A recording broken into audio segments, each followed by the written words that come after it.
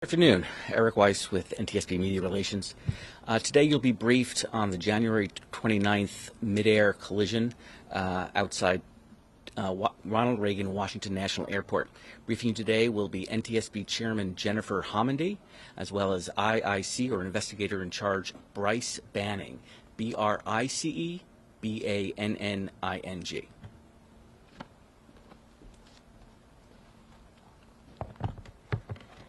Good afternoon, and thank you for joining us. Today, we're issuing our preliminary report of the midair collision involving a U.S. Army Sikorsky UH-60 Lima, or Black Hawk, and PSA Airlines doing business as American Airlines Flight 5342 over the Potomac River in Washington, D.C. on January 29th. As a reminder, our preliminary reports are just that. They are preliminary. We still have a lot of work to do in this investigation, so the report contains only the facts that we're able to validate and release at this time. If we still have questions on something, or there's an area that we need to do more investigative work on, we're going to do that work, and that takes time. What we're not going to do is release unverified information which would only mislead the public, regulators, and others.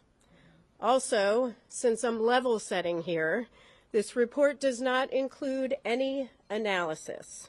That comes later in our investigation. Right now, we are still in the fact-finding phase of this investigation.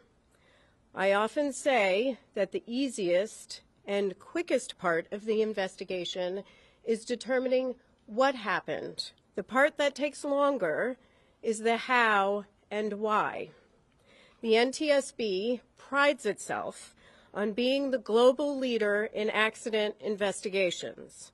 We are thorough and we're fact-based. Those facts, the evidence, serve as the foundation for our analysis, our probable cause, our findings, and our safety recommendations.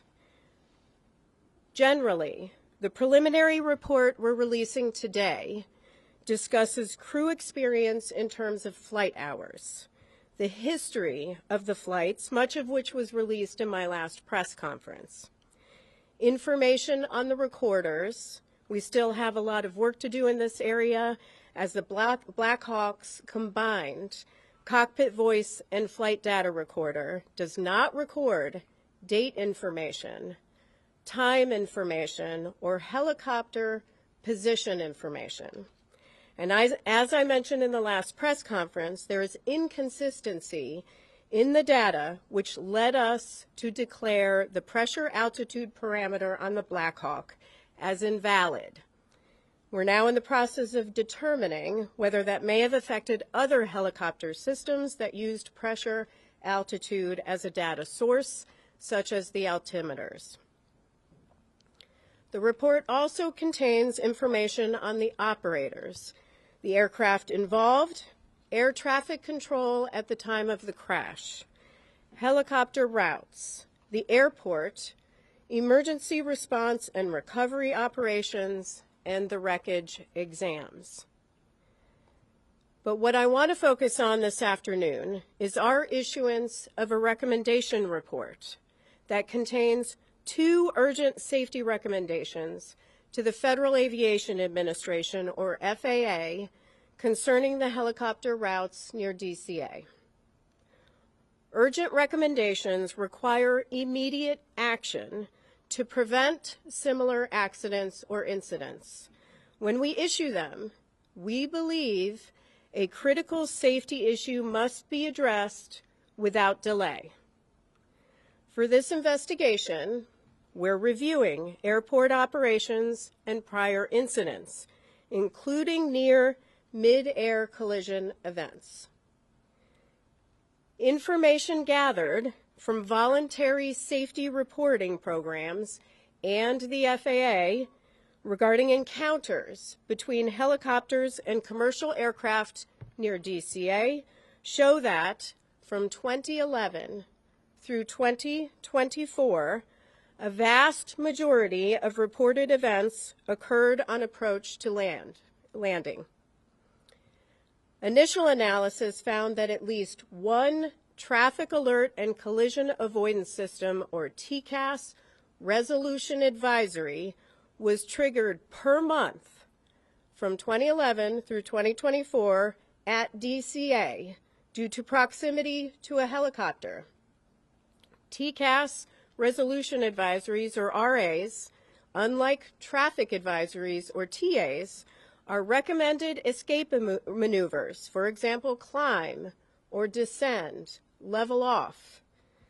Keep in mind that a TA is issued when the intruding aircraft is about 20 seconds from the closest point of approach, or 0.3 nautical miles, whichever occurs first. They are advisory. RAs indicate a collision threat and require immediate action. In over half of the encounters we reviewed, again from 2011 through 2024, the helicopter may have been above the route altitude restriction. 2/3 of the events occurred at night. We then reviewed commercial operations at DCA and found that between October 2021 and December 2024, there were a total of 944,179 commercial operations at DCA. These are instrument flight rules, or IFR, departures or arrivals. Again, that number is 944,179 commercial operations at DCA. During that time, again October 2021 through December 2024, there were 15,214 occurrences, or close proximity events, between commercial airplanes and helicopters, in which there was a lateral separation distance of less than 1 nautical mile and vertical separation of less than 400 feet. There were 85 recorded events that involved a lateral separation of less than 1,500 feet and vertical separation of less than 200 feet. As a result of the accident, U.S. Department of Transportation Secretary Sean Duffy took swift action to ensure safety and restrict helicopter traffic from operating over the Potomac River at DCA until March 31st. And I want to commend him for that and commend the work of the FAA to also take swift action. As that deadline nears, we remain concerned about the significant potential for a future midair collision at DCA, which is why we are recommending a permanent solution today. On the chart to my right is a cross-section of the airspace that extends from runway 33's center line, spanning from the runway to the east bank of the Potomac River. The figure shows the separation distance that would exist according to FAA charts, with a helicopter on Route 4 and an airplane descending on the glide slope to runway 33. As stated in my last press conference and confirmed by the FAA, helicopter routes established by the FAA have no lateral boundaries, and the Baltimore-Washington helicopter route chart includes no warning for helicopters to operate a defined distance from the shoreline.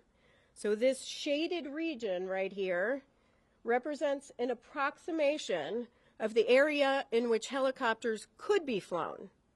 We know that the helicopter on the accident date was not in this area. It was to the west. But at the maximum altitude here of just 200 feet, a helicopter operating over the eastern shoreline of the Potomac River would have just 75 feet of vertical separation from an airplane approaching runway 33. 75 feet. That distance decreases if the helicopter is operated farther from the shoreline. And again, this helicopter, the Black Hawk, was operated farther to the west. We've determined that the existing separation distances between helicopter traffic operating on Route 4 and aircraft landing on runway 33 are insufficient and pose an intolerable risk to aviation safety by increasing the chances of a mid-air collision at DCA. Let me repeat that.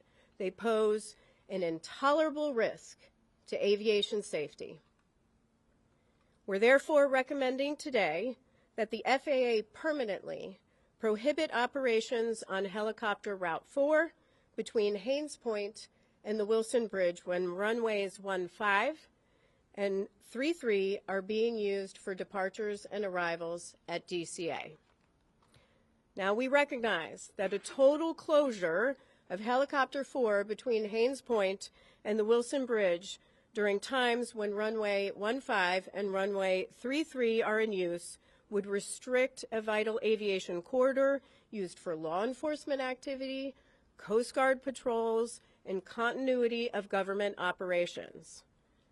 Additionally, mandating that controllers hold helicopters in place north or south of DCA while airplanes are operating on runway 15 and runway 33 has the potential to increase risk by adding to controller workload.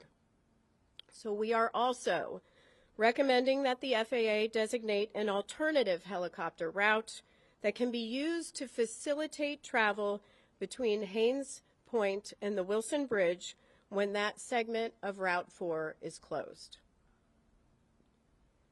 From here, our team has a lot of work to do. We'll conduct a number of simulations, including in the Black Hawk simulator, CRJ simulator, ATC tower simulator, all using the accident inputs and conditions. We'll conduct a comprehensive visibility study for the CRJ flight, the Black Hawk flight, and tower visibility, all under night conditions.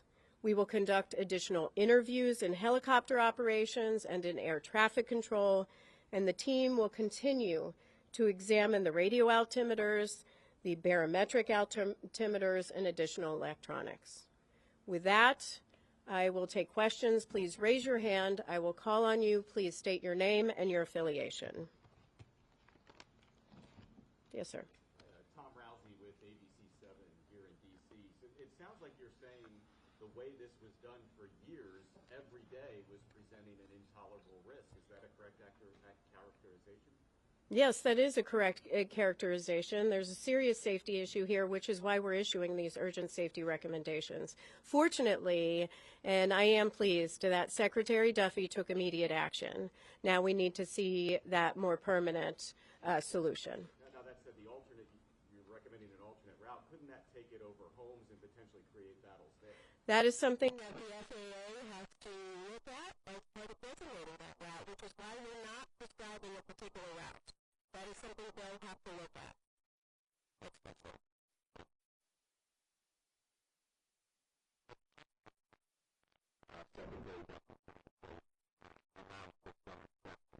Are you saying today that those exceptions should be removed and no helicopters should be able to fly? And for those who may not hear the question is about the current exceptions, say for presidential helicopter operations, some life-saving helicopter operations. We are not stating that. What we are leaving that to the FAA. They'll have to determine what is necessary. What we are saying is that there is a safety risk here, and they need to take immediate action. And to follow up on what you said, over half of the helicopters in these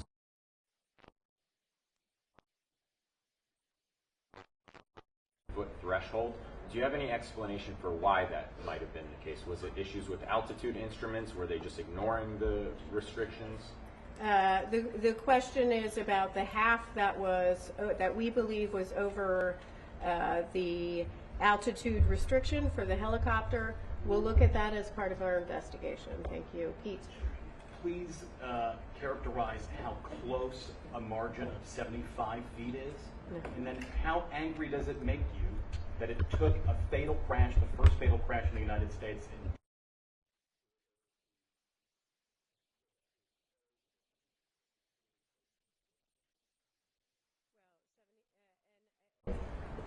The question is, could I characterize how close 75 feet is and whether this makes me angry?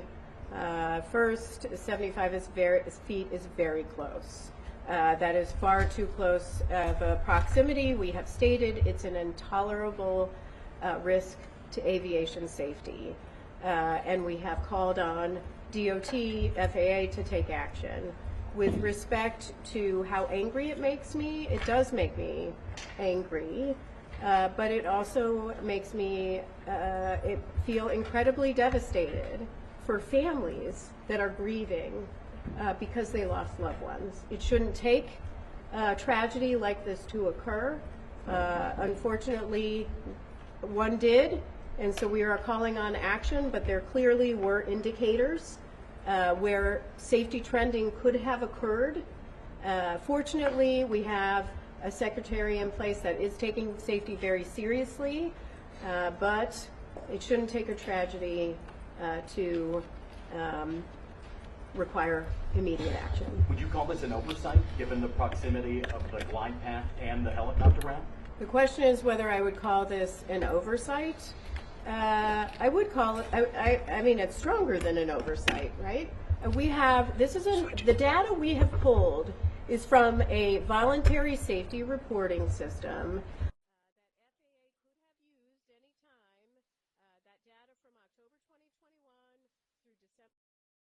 They could have used that information at any time to determine that we have a trend here and a problem here and looked at that route. That didn't occur, which is why we're taking action today. But unfortunately, people lost lives and loved ones are grieving. Sir? Yeah, Chair Hamady, Adam Test, Channel 4 here in D.C. Have you looked at the frequency of flights at Reagan National Airport, the number of aircraft that are landing day after day, and possibly, could make some recommendations there? Is that something you guys could do? The question is on the number of flights that are landing and departing from DCA and whether we're taking a look at that. Certainly, everything is on the table right now as far as our investigation is concerned, and we will look at that. We're certainly going to look at separation distances between landing and departing aircraft as part of our investigation. That's something we would look at, but that's still to be done. Yes. BBC News, Nomia Iqbal. I wonder if you could tell us, could this have been prevented if there'd been more staffing? The question is, could this been prevented if there was more staffing? I assume you mean in air traffic control. That is part of our investigation and is part of the analysis phase of our investigation. Right now, we are collecting facts on air traffic control. In our preliminary report today, we will mention that there were 5 controllers on position. There were 9 there, not in the cab, but in the tower, some in the break room. We do know that the helicopter and the local position were combined at 3:40 p.m., so we are taking a look at that. We do not have any evidence that anybody left. In fact, the controller came back into rotation around 4:27 p.m. We also know that the flight data position and the clearance delivery positions were also combined for the entire day, which is not abnormal. If I could just follow up, I mean, you're making these recommendations, but you've got the White House and DOJ potentially making cuts, particularly to air traffic controllers. So I wonder how worried, concerned you might be about. The question is about, again, air traffic control staffing and any sort of cuts. I don't want to speak for the Secretary. I believe they have a hiring exemption for air traffic controllers. I see his posts on X daily calling for people to apply for air traffic controller positions. So they are actively hiring. And so, that is something he is doing right now. Yeah. Yes. Hi, Will Guys, Bonnevere Current. I'm curious, as a part of your investigation, if you'll be looking into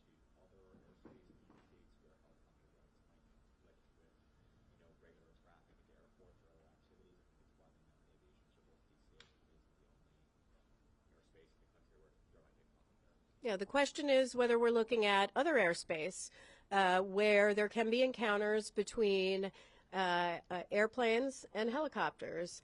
That may be part of our investigation. Certainly, we've collected the information. I am pleased that FAA has announced that they've already begun looking at other airports across the nation. I would encourage them to continue to do that work. Yes, David. Chair Hamidi, two questions for you. One, did the board consider making a recommendation to the military to have ADSB out on all helicopter flights in the area? Because we know that that was not operating at the time. And secondly, is it a fair read of these recommendations that it will allow some helicopter traffic that has been previously prohibited, right? So helicopters will be, that are currently not allowed in that area, if flights are only using runway 1, will be able to operate. The last question is about runway 1. Yes, our recommendations are focused on runway 15 and runway 33 and prohibiting that helicopter traffic when those are in operation. We did not address runway 1. That can continue. And your other question on ADSB. We still have a lot of work to do on ADSB. We know that the CRJ had ADSB out. It did not have ADSB in. We do have a lot of work to do with the Black Hawk, not just with this Black Hawk, but we are actually looking fleet-wide at the Black Hawk at ADSB. Number one, we have not been able to rule out that in this helicopter we're looking at whether it was installed correctly, whether it was programmed correctly, whether there was some sort of malfunction, or whether it was turned off. But we're not just leaving that to this helicopter. We're looking at it more broadly to really understand how the Army deals with ADSB. Yes. We have Freedom Brett, Gray Television. In that 13-year span, we said there was at least one air traffic collision avoidance triggered each month. Can you give some context as to what that national average is like for other large airports or other airports near military operations? The question is on the TCAS alerts that we found at least one every month from 2011 through 2024, and could we characterize that more nationally at other airports? Right now we're focused on DCA. FAA is looking at other airports, and we are pleased with that and encouraging them to do that. We also may look at other airports as part of this investigation. Two more questions? Yep. We'll count that as one. Thank you. So going back to the collision and evidence, it seems like there's a lot of red flags. Did anybody raise like a red alarm before, or is it just came up because of this incident? And then going back to the controllers and combining, do you have any insight into how often that happens, especially at the PGA tower? Well, with respect to, there's a question on the controllers and how often they combine. I will say the combined positions of flight data and clearance delivery, as we understand it, is pretty normal. With respect to helicopter and local traffic, there are standards that FAA has in place on when they can combine them, and they have to seek certain permissions. But as far as data on how often, that is something we are looking at as part of our investigation. And I'm sorry, your second question was? Going back to the one a month, that type of thing. Oh. Did anybody raise an alarm, or did it just come up because you did the details? Regarding, did anyone raise alarm regarding the TCAS RAs that went off at least once a month? Here's how I'll answer it. The 15,214 occurrences that we identified as close proximity events with the help of FAA, close proximity events between helicopters and airplanes between October 2021 and December 2024. Some of those is information they obtain. A number of those are through voluntary safety reporting systems. So that means somebody did flag it and call it in. Is that the NAS or the SAS, or what's the reporting system for that? Well, ASAP reporting system? Yeah, it's the ASAP reporting system. Yep. Max Marcella from DC News Now. You mentioned that there was a risk if these permanent changes were not put in place. What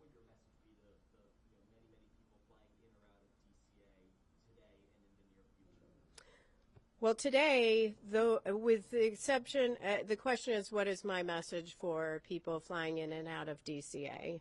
I assume you mean about safety? I just flew with my daughter out of DCA on a CRJ with PSA Airlines. Aviation is incredibly safe. DCA is where I always fly out of. I say often that your biggest risk is in your personal vehicle when you're going to and from the airport. Aviation is safe. However, there are safety issues and areas where we need to improve to make sure that we are at zero. And so that is the role of the NTSB in investigating. This is why we issue urgent safety recommendations. Thank you very much. Thank you very much.